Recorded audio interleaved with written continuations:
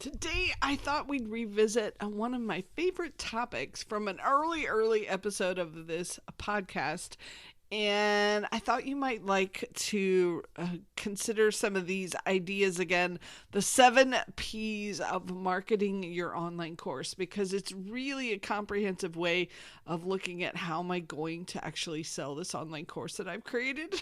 So let's jump in and talk about it. Welcome to the Course Creators HQ podcast, helping you navigate the latest techniques for creating and marketing online courses. And now, here is your host, Julie Hood.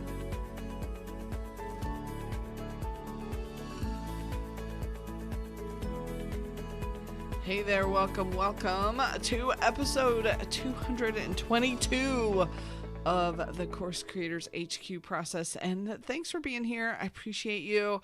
I appreciate you jumping in even during the holiday season and listening to the podcast.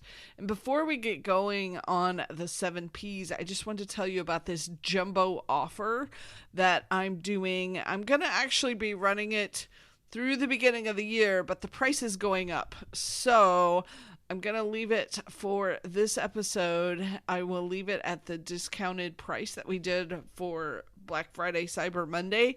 But next week, the price is going to go up by $500. So if you know that you would like to get some additional assistance, some additional coaching around your course and figuring out how to sell it and how to finish it, how to create it and really get going on putting this new revenue stream together, whether it's brand new or whether it's another revenue stream, I hope you will come join us.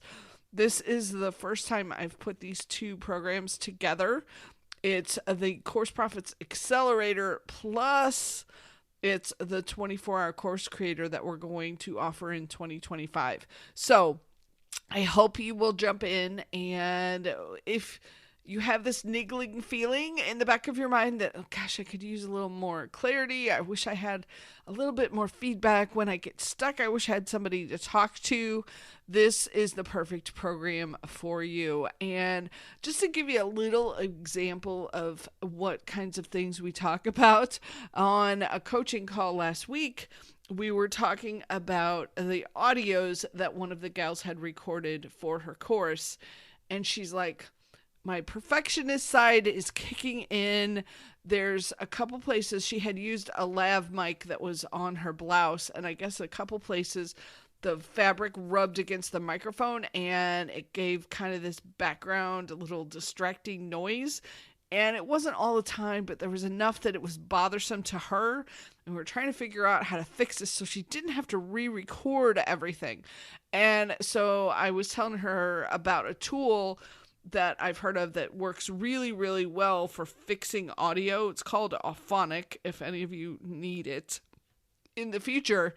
And she emailed me and she's like, guess what? It fixed it so she doesn't have to record and re-record her audios for her course. So that's the kind of things that we dig into during these coaching calls to really help you get your course finished. Plus just the motivation of knowing you're doing this alongside other people. I think that's super powerful.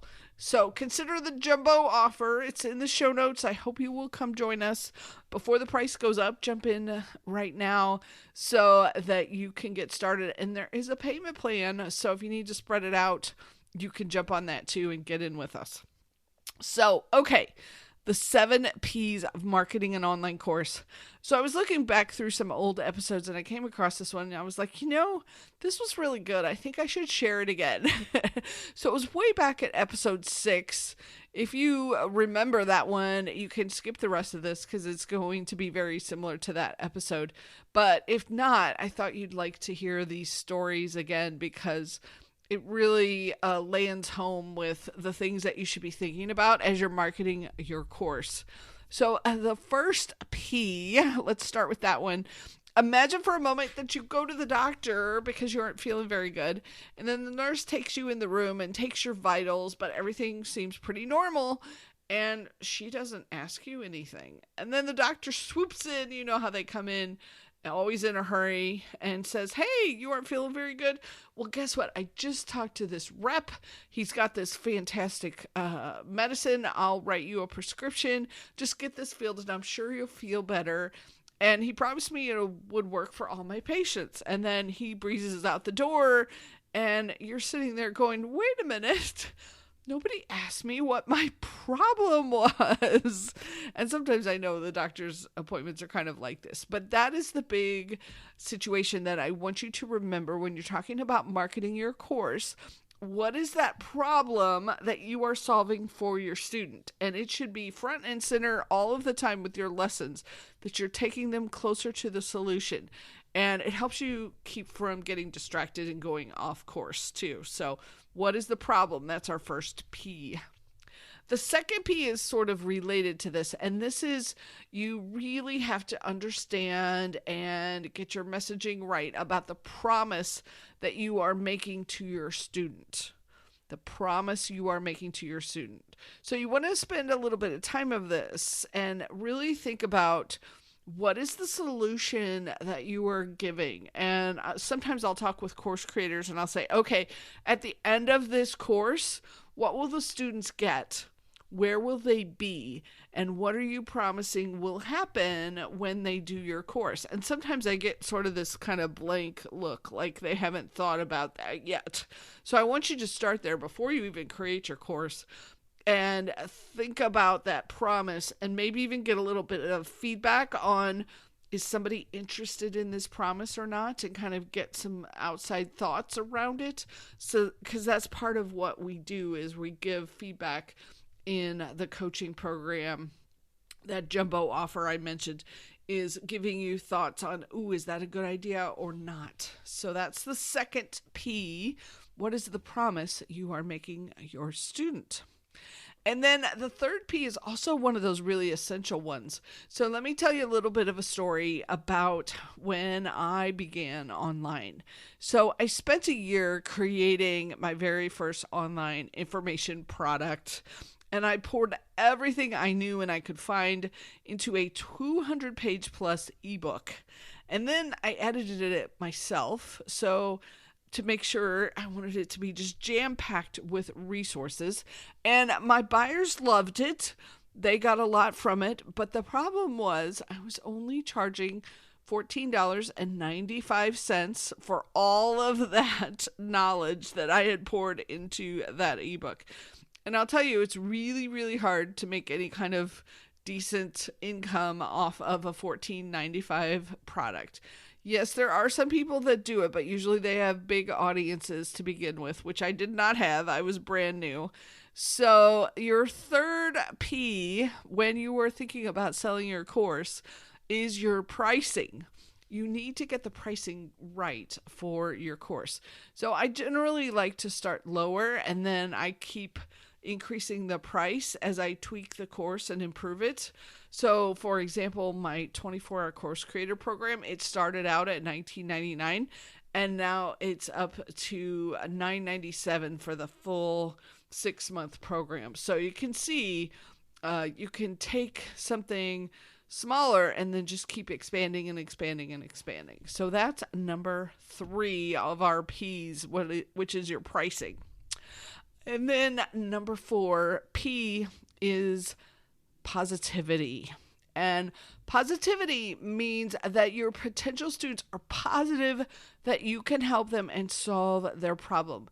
They are positive that they can do the work of your course, and they're positive that this is something they need to solve and improve in their lives. So the good news is there's lots of ways to get to this positivity. First off, making sure that your message is resonating with your potential students. And then the more you know about them, the more you know about the problem that you're helping them with, the more the words and the language you use can resonate. And then you can always use testimonials to help build your credibility. And also, I really like case studies for this, because when you use a case study to say somebody was here, they did this with me, and they got to this last point, that gives your potential students a way to recognize themselves. So case studies, I think, are even better than testimonials because it shows that journey, that path that your students are on. So think about some ways that you can help them become more positive and believe that your solution is the right one for them. Okay, the fifth P is patience.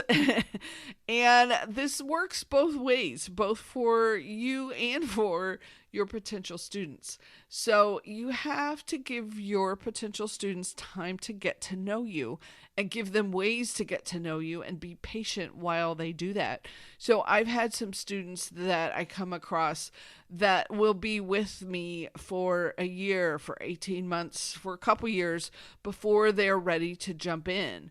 And as the creator, I have to be patient enough to keep working with them, to keep sending out my emails, to keep doing these podcast episodes, and know that when it's the right time, they are going to jump in for them. And on the same side of things, they also have to be patient and realize that they have to do the work, they have to be ready, they have to jump in and be committed to actually finishing. So it's kind of a patience on both sides and recognizing how important that is. So when you're going to put together your way to connect, however it is you decide that you want to connect with your audience, whether it's a podcast or it's a YouTube channel or it's a blog, you have to be patient and let that do its work and spend its time really finding the right people and connecting with them. And I know for a lot of us, patience is not the easiest thing. We need it to work and we need it to work fast.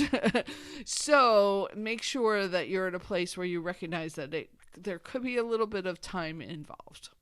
Okay, the sixth P is the page where you are selling your course.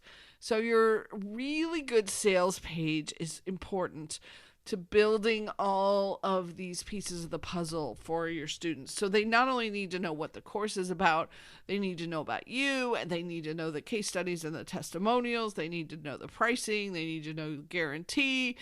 And I want you to make it super easy for them to take action on your page. So putting lots of buy buttons throughout the page will help make sure that whatever thing it is that they get really excited about, like maybe it's that one specific module that you talked about that they're like, oh my gosh, I absolutely have to have this. So you want to make it easy then that they can just click the button and sign up, and not where they have to go hunting to figure out, now how do I get this thing? So, and there's been so much discussion about whether these sales pages should be long or short. And I'll give you my take on it. Sales pages need to be long enough to give your people the information that they need to know about your course.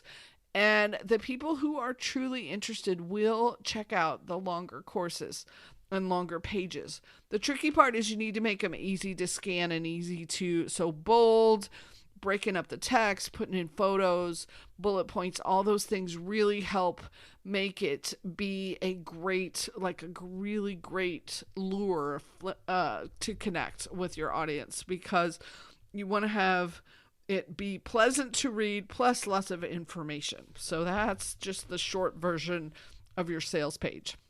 And then finally, the last of our 7 Ps is to create a party. And what I mean by this is making it fun. So just like a real party, your friends are excited to hang out with you. And same sort of thing happens with your courses. And this is why we can have more than one person teaching on the same topic, is that certain techniques, certain methods for teaching and connecting resonate with my perfect students. And the folks that it doesn't resonate with, they will probably work with a different instructor who they much more resonate with. So they'll be ready to party with whoever they connect with the most.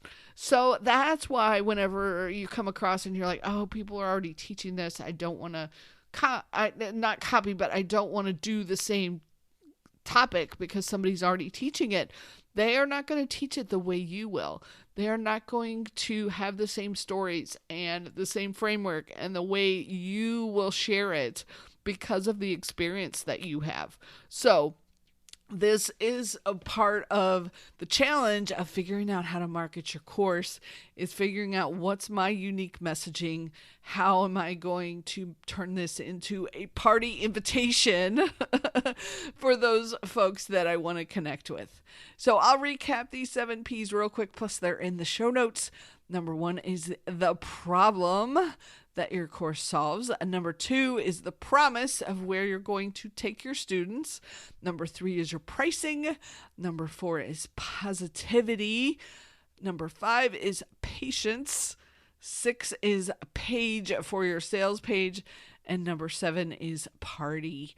So I hope this is exciting and helpful for you and really gives you an idea of, okay, this is how I can pull together my marketing. And the last thing I want to mention to you is I do have this great planner that will help you sort of think through a lot of the different pieces of your course. And if you haven't downloaded it yet, it's not tied to a specific date, so you can use it for 2025 and jump right in and get some of these goals and some of these ideas in place. So make sure you grab the Course Creators Planner. I'll have the link in the show notes so that you can get a hold of that and jump in on getting going with your next course and figuring out what the marketing should look like.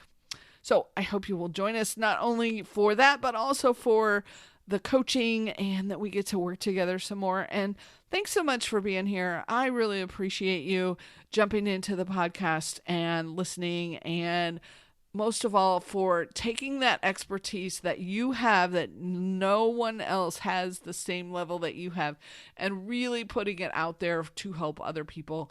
It's hard sometimes and it's challenging, but boy, is it worthwhile, and boy, do we need you. So thank you so much for being a creator and jumping into the deep end of the pool with me. It's fun to get to connect with you each week, and I hope you enjoyed this episode. Thanks so much for being here.